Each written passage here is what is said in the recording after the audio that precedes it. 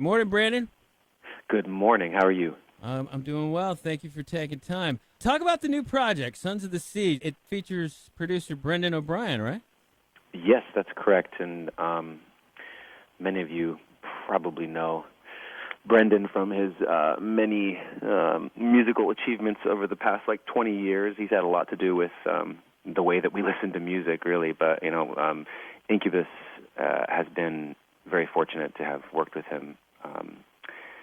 He's produced the past 3 Incubus records, and in that time we had amazing experiences with him in the studio, but mostly just as a producer and a friend. So when Incubus decided to take a bit of a break a couple times over the past few years, Brendan and I started to conversate about the idea of writing songs together just to see what would happen. And so Sons of the Sea really is the culmination of those musings. We sat down and started writing music together last year, and it went really well, and it was fun and challenging, and all of the things that you want music writing to be. So him and I wrote this record together, and so it's been a lot of fun.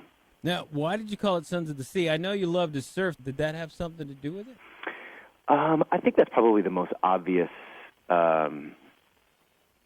the influence in the name. I think that there's some of that element there. I obviously have a lifelong relationship with the sea, and it's been a very consistent muse in my life, and I feel very lucky to have grown up in and around the ocean.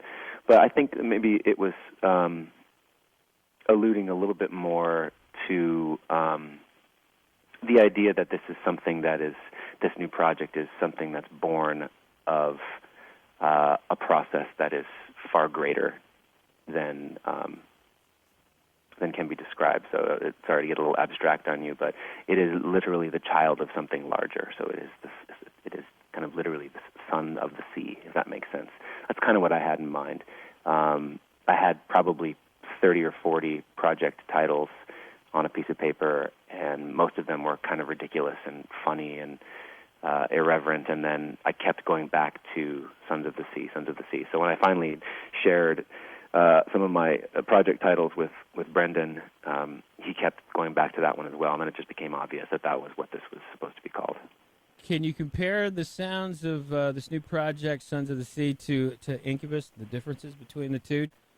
Yeah, there's some obvious similarities. I think most obvious would be that it's you. I'm the singer and the lyricist in Incubus, and so there is a way that I have learned to do what I do over many, many years, and so that through line is there in Sons of the Sea. I'm sure to some people's happiness and some people's sadness, but I think one of the interesting differences, though, is the backdrop to which my singing and my lyrics are falling in this sense. Brendan O'Brien is a very different kind of musician than I've ever worked with before. He's drawing from a very different set of influences, and he's referencing many, many different things that I've never really had the opportunity to write with before. So I think that it really has brought out some things in me as a songwriter that I never really knew were there. And I'm really actually excited about it because it's just, I feel like I'm discovering new doors in an old house. And it's like, ooh, where does this room go? That kind of thing. Do you ever have that dream? Yeah, I have. I've got on staircases that go nowhere. That's usually my dream. That one's kind of interesting, too. There's a recurring dream I've had most of my life where I'm wandering around my house, and it doesn't always look exactly like the house I live in, but I know it's my house. And but in this dream, I find I see a door that I've never seen before, and I have an overwhelming urge to unlock it and see what's behind the door. And I go in, and there's a room that I've never seen before. And the dream is always exciting and kind of uplifting and sort of intellectually stimulating when I wake up, because it's like I've found new doors in an old house. So that's really what Sons of the Sea feels like for me in many, many ways. Well, you've got 3 art books. You're very visual, and I was just curious, do the cities that you visit or the city that you live in, does that influence your songwriting or your art at all?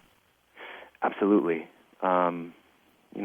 We are as human beings, we're very much products of our environment, and so being aware of that, growing up and into my adulthood, I've done everything I can to indulge a pretty serious case of wanderlust. You know, I'm deeply, deeply inspired by the different environments that I go into, and it's a strange experience the way that I travel, being a touring musician, because I get these sort of like 24 to 36 hour snapshots of each city I go to, but I go to literally every city in the world. There's only a couple that I haven't been to, but I feel very blessed to have that opportunity, because every single place I've ever been to has something beautiful to offer. You just have to be kind of willing to see it, you know. And so I put those goggles on to find the beauty in even the most sort of like strange and or mundane places that I have the opportunity to visit. Well, we can't wait to have you back in San Diego. And then I can't let you go until I ask you about future plans for Incubus. Incubus, yes. We're kind of off in the wilds right now, which is really exciting for us as a band, especially having been a band for such a long time. And when I say off in the wilds, I mean that we just, we don't have a record label. We are kind of like out of all of our sort of like businessy type alliances that we've had for many, many years. We're really just kind of like free and clear. And so at the moment, I feel like in many ways we're sort of basking in that newfound freedom, and it feels really good, and it's been really inspiring. So I think listeners can probably count on hearing some new material probably in 2015 sometime, and hopefully a tour as well. We'd love to come back to San Diego and play with you guys. We have a lot of fun down there. You know what I loved about the last record is that you took a warehouse in L.A. and turned it into this big interactive soundstage, and you invited some of our listeners up there. You were very kind to do that, but I thought that was awesome. That was a lot of fun for us, too, and it was incredibly stressful, but really ultimately pretty seriously rewarding to be able to have an experience like that and create a musical environment that hadn't been sort of tried before. So like I said, it brought with it a lot of stress and anxiety, but I'm really glad that we had the opportunity to do that, too. All right, Brandon, thanks for your time, and we'll see you at the House of Blues. Right on, man. Thank you.